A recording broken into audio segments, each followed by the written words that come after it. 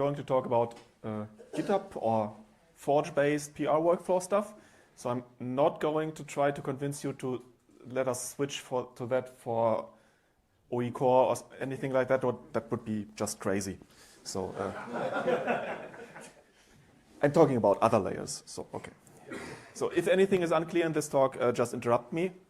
A quick overview of what I'm doing. I'm an embedded software engineer at Pangotronics. I co-maintain tools like {meta-rauc} for updating and LabGrid for testing.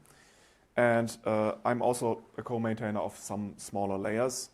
And yeah, so Pangotronics does embedded Linux consulting and support development stuff and so on. So quick question. Who here has contributed to a project on a Forge like GitHub with the pull request-based workflow? So that's almost everyone. And who is maintaining such a project which uses a PR-based workflow? So maybe a third. Okay, so this talk is probably more focused on those people who maintain these things. So my reasons for a PR workflow is, I'm going through a few of them. This is just my personal opinion. It might differ for you, of course. So one big point is that it makes the current status of a patch visible to everyone. It's just on the web page. You can see if it's just a draft, someone asking for comments, if it's ready to be merged, has been reviewed by anyone, or has not been reviewed, or if it's merged and just in the main line. So CI results are directly visible. That's something we usually don't have with OpenEmbedded layers. And it's clear who is responsible to get that into the project itself, at least if you follow the conventions of assigning people and so on. So it makes it easier to track which contributions are still open. So one thing I often by now hear from my younger colleagues that it lowers the barrier for contributions to these projects. Going to a project where the only contact is a mailing list is a huge psychological barrier for them. They have to prepare a patch, test it really well, and then send it out, and they have no way to update anything about that. Basically, the first feedback they get might be from people who say, oh, this doesn't compile on my machine. And that's a barrier for them. And I suspect it's a barrier for many outside contributors as well. So in the PR-based workflow, you can give guidance. If you open a PR, you already have some points you need to fill out. It formalizes the contribution process. And it also makes it easy to do experiments. I don't need to do the full setup for a build locally and wonder if I'm doing the same thing as the maintainers. I just create a fork on my personal account, and the CI starts running if I push something. And I get the same testing that will happen if I open a pull request. So yeah, it makes it easier to iterate locally, and only if I have something that passes the build, passes all the linting checks, give it to someone who actually is a person and needs to spend time to look at that. So yeah, as I said, mistakes are easy to fix, and everything is in place. So we've heard the Yocto Auto Builder is not known to everyone because it's on some other page, and not everyone knows about that. So having everything on one repository makes it easier. And personally, I don't have a lot of time, so I like to avoid repetitive work. And automation in such a workflow helps me with that. I can ignore a PR until the CI passes, and that usually saves me some time. And there are tools which do automatic dependency updates. And for layers, dependencies are basically other layers. And that can be automated with tools, triggers the CI, and every week or something I take a look at that, and if everything passes, I just merge it. So that saves a lot of time. And it's less custom infrastructure. So we've seen for the Yocto Auto Builder, it's a lot of custom infrastructure that you need to set up to reproduce it. And following the standard workflows in GitHub or GitLab, it's more standardized. It's easier to reproduce. So I can easier share maintenance work with other people who would like to contribute sometime. So obviously there are challenges with doing this with OE layers. Probably some of you have tried this. Some are obvious, like the very long build times, especially if you use one of the free runners at GitHub, which have like 2 or 4 cores. It can take days on layers which have significant software in them, and that's not feasible at all. So you can pay GitHub for faster runners, but they get very expensive when you have a lot of contributors and you don't know what you get from contributors, so it could get very expensive. And the third option is basically running a runner on your own infrastructure, but that has security implications. Anyone can send a pull request. Maybe you need to click the button to execute it and have it reviewed, but that's not always safe enough. Could miss something. And it's all executed in the same context. So if you one time missed something, then your runner's environment is corrupted and could do anything with the secrets that are passed to it. So that's not really something you can do with the public project. And yeah, the sources, if you do mirroring and the SSTATE, are large, so you don't want to send them over the internet for every single build. So that makes it even more difficult. And in the past we had an issue with the free runners that nested virtualization was not possible, so emulation was slow, but by now this has been fixed, so that downside is gone. So our approach, what we wanted to do to fix this for our layers is using disposable VMs. So we see the security boundary between VM and the host is much better than just a container. So we start one VM for each job, and when it's done, the VM is destroyed. So there's no way to persist anything from a malicious PR. And it's more reproducible because any changes are discarded, and only explicitly at the end, if you want to keep SSTATE, you copy it to a host. To make access quick, QEMU supports something like virtfs, so you can just mount a directory from the host, and it's a little bit of overhead, but it's much faster than going through the network. So you basically have the same benefits as a local SSTATE in a system, but it's decoupled a bit.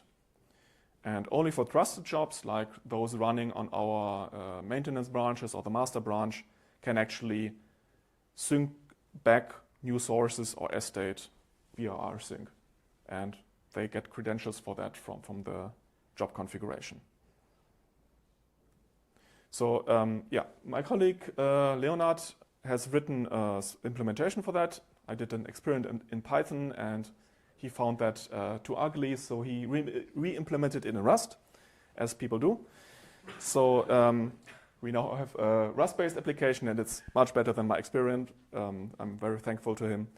And it basically authenticates, GitHub calls this a GitHub app, so it has its own identity to talk to GitHub, and has credentials, so we can register it on your projects. So if you think about things like Coverity or CodeCarve, you give them permissions to do some things in your repositories, and that's very explicit. So you can create your own, and we did that for this forest runner.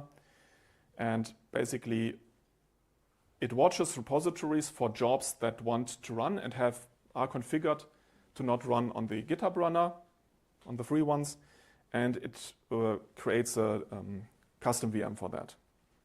Basically gets notified by GitHub, but the next slide is basically explaining this. So on the left side we have GitHub, and the numbered things are basically in which order this happens. So GitHub has seen some action that needs to trigger a job, so job is created, and then it tells us that there is a job waiting. We see that this is an authenticated repository, so we want to provision a build for that. We register the runner, create the VM, and then in the VM, the GitHub agent starts and talks to GitHub to fetch actually what it wants to build. runs the job. At the end of the job, we basically use rsync to update the caches on the host via authentication from a credential, and that is optional. So for pull requests, we don't do that, but for when the pull request is merged, a build happens on the main branch or on the stable branch, and we update SSTATE. And we can publish artifacts like disk images or update bundles and things like that. So we have some layers where we do testing for the layer itself with Forest. So I've uploaded the slides. These are all links, so you can take a look at what we're doing there. Basically for meta-rauc, people can do pull requests. It's automatically built and you get feedback from that. We also did that for meta-labgrid, PTX, and for meta-rauc community. I'm currently working on that because it's and has, I think, 6 or so internal layers which build for different architectures. So can I show this?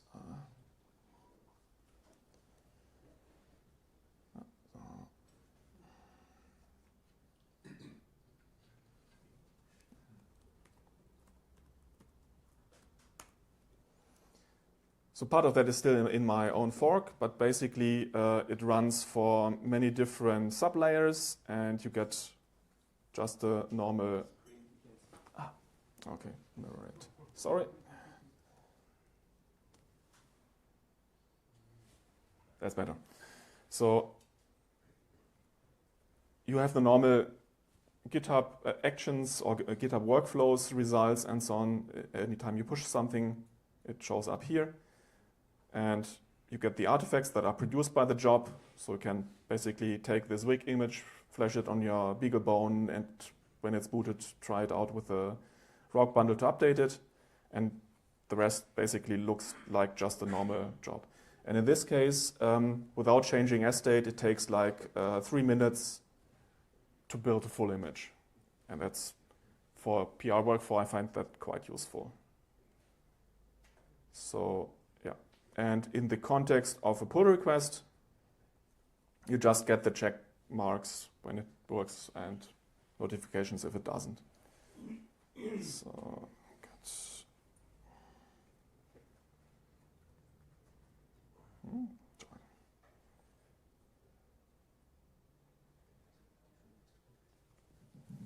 What is this place? Nice. that's in Sydney, from the telecom tower or something. So yeah, yeah, take a look. We're also building distros with it. So we have this small testing device, and we want to have a full flow of updating all our dependency layers and so on. We get Dependabot updates, merge them. And I also tried building Yo distro by Cam with the Forest Runner. And that still needs some work because he wants to do testing with OE self-test and so on. And that's not really full integrated. I've linked my experience there. And one other aspect is that the base images, so when a new VM is created, the basic read-only image we have for that is also created by Forest with a public Git repository. So basically it runs a new VM, like a basic Debian image, installs some packages via GitHub Actions, and then finally has a credential to persist this under a new name. So it can just schedule builds via GitHub, do pull requests as well for updating the base images. So what do we need to run that? We have one system in our data center. It's an old decommissioned system I acquired for that. And it's 12 cores with more RAM than the auto builders, it seems. And yeah, small SSD. So I did some calculations about the price, basically. Just costed 10 cents an hour for the power, basically. And if you compare that to a dedicated system you could rent at Hetzner. That would be 20 cents per hour, but it's significantly faster, even that old system. And a similar GitHub runner, which obviously only costs you money while it's running, already costs like €4 per hour. So that's, I don't. Run it a day already. Yeah, so it's much more affordable that way. And you need a file system which supports ref links, because we don't want to copy the base images, and it should be easy and quick to remove the systems after they're done. So we just ref link the base disk image of the VM and run in the copy, and afterwards it's gone. And you need public IPv4, so GitHub can tell you when something is ready to build. And for the artifact download, it's also useful. And we also publish the SSTATE, so if you run builds locally in your fork, you get a hosted runner by GitHub, but that can use the SSTATE we already built. So as long as you don't change basic configuration and just change a leaf package, it's still fast enough in the free runners at GitHub, because they can use our SSTATE. As an example of the resource usage we have currently with the configured repositories, so that's a week, and there's still space for building more stuff. So the next steps on my list were to add the links to the job page, which I did on the train to FOSDEM. So we still need more documentation, obviously. If you want to set up that thing on by yourself, the configuration is not really obvious, but that's something on our list. We want to simplify the configuration, which runner to use. We did an experiment that didn't work out, so we want to simplify that. And in case you want to build a lot more with this approach, we would need to distribute jobs to multiple systems. And our simple idea for that is to rsync the base images to some third machine or something, and trigger the QEMU starting via SSH. So that should give you some low complexity scaling in a local data center or something. Yeah, so could do some more demo if we have time, but probably just switch to questions. Who would be interested in trying that out? I'd be happy to help people set it up. Okay. Yeah, then questions? Ruven, behind you. Ah.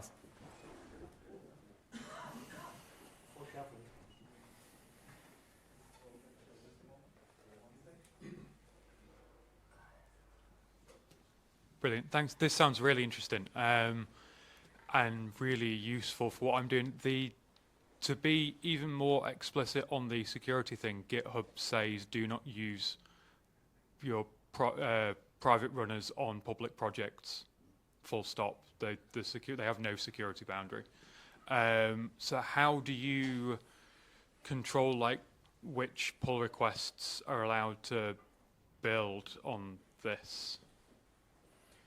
Basically, there's so you configure the runner to basically have permission on your repository, and in the configuration file we list the repositories that are allowed to start jobs from local pushes or pull requests, and those a VM is started for that, and it will take the job, a single job from that repository. So if you've got a repository with a main branch, you want to build your stuff, but then somebody else opens a pull request, does it notice that that pull request came from a different repository and doesn't run it? Yeah. Perfect. Yeah, that sounds good. That's already built in the security model of the GitHub pull or GitHub Actions runners. Not according to my reading of documentation. My reading of documentation is it will execute the PR regardless of where it comes from in the context of the target repository, which is very dangerous. Yeah, it has access to different credentials. So credentials you configure on your repository are not available to pull requests. The problem isn't the credentials. The problem is if this has got a powerful machine behind it, someone will just push a Bitcoin mining thing that doesn't need any credentials. Yeah.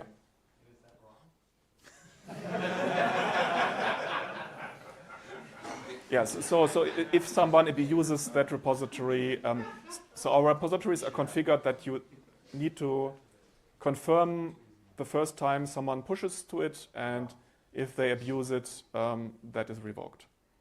But it hasn't happened so far. My recommendation is be very careful with accepting from users that you do not know. There are things, Bitcoin miner is just an example that's probably easy to find, but there are also spam houses using that. And many other things. So we do not allow execution from random people pushing to our repos. Yeah, so we see any requests from external people as pull requests, and those are monitored by us. And they cannot persist because we destroy the VMs. Yeah, thanks for the talk. Yeah, so this is really great. I've been using this for Meta AWS with GitHub as well, but I doubt if this will be the default for Yocto project someday. Is there any plans to change away from the current setup with BuildBot? I'm not aware of any plans. So this is for my or our projects where we find it useful. So we do basically /Rauc development and LabGrid development in GitHub anyway as pull requests, and you want to have the same benefits for the respective meta layers as well. So a quick survey: who likes to have such a workflow as a default, and instead of using BuildBot workflow, patch mailing lists? So who's for preferring such a workflow?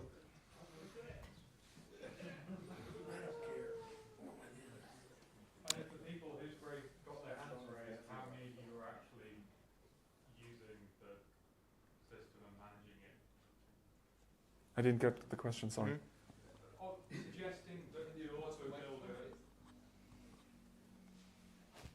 Suggesting that the auto builder and associated stuff is replaced by a different workflow. The people whose opinion matters are the people who have to monitor those builds and fix the problems and debug it and everything else.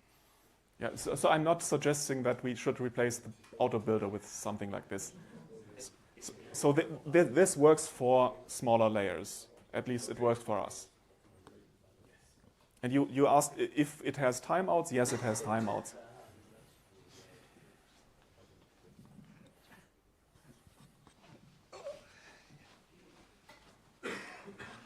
Related to the question of security, you mentioned that only quote, I think it was trusted builds have the ability to rsync to the outside of the VM. How do you identify those trusted builds? So there, we have configured SSH key as a credential in the respective GitHub org or repository, and that is parsed to the jobs. So the only jobs from the repository itself have access to credentials, so only these have the private key to use SSH to the host. You mentioned using Dependabot within GitHub, and there's obviously some other products within the security suite that GitHub offers, including CodeQL. Are you looking to implement CodeQL in your workflow? So we're only using Dependabot right now. I don't think CodeQL really has anything to understand Yocto layers. So no concrete plans for that. Or any of the other tools? Not really for now. What I want to do is do runtime testing after the build for OE self-test or things like that, or testing on real hardware. But for now, it's just builds. And OE, the new OE lint advanced stuff, that's also something we want to run.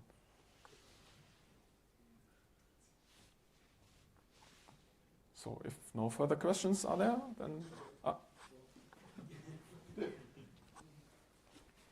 I'm just trying to figure out how much of this will make sense in a GitLab context, because the way you do CI is slightly different, but I still see definitely the idea of the disposable VMs would still make sense, but I can't just plug it in. So much different. The API is different. No, Definitely. the workflow is kind of different.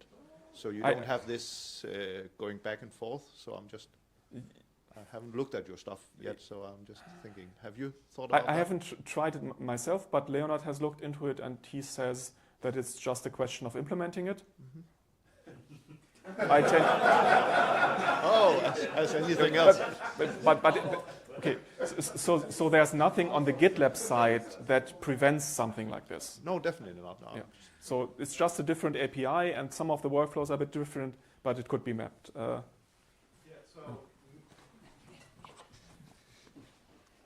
So meta-arm is using GitLab and using CAS as a way to do that, and it's and I think Paul was doing that a couple years before we were. It's not that hard. There's essentially a SSTATE problem where you would essentially need to have your own local runners, because trying to use their runners is problematic. But you could use the SSTATE. I wanted to ask you if you're using the SSTATE mirror to pre-populate your run, because that might save you a little bit of time if you were. But basically, the SSTATE on the host is added as a mirror. Okay. And it's just available as a file system path. And I guess my final troll is, are you using meta-rauc to build your containers? No. Excellent introduction to the next one. Very good keyword, yes. Okay, thank you.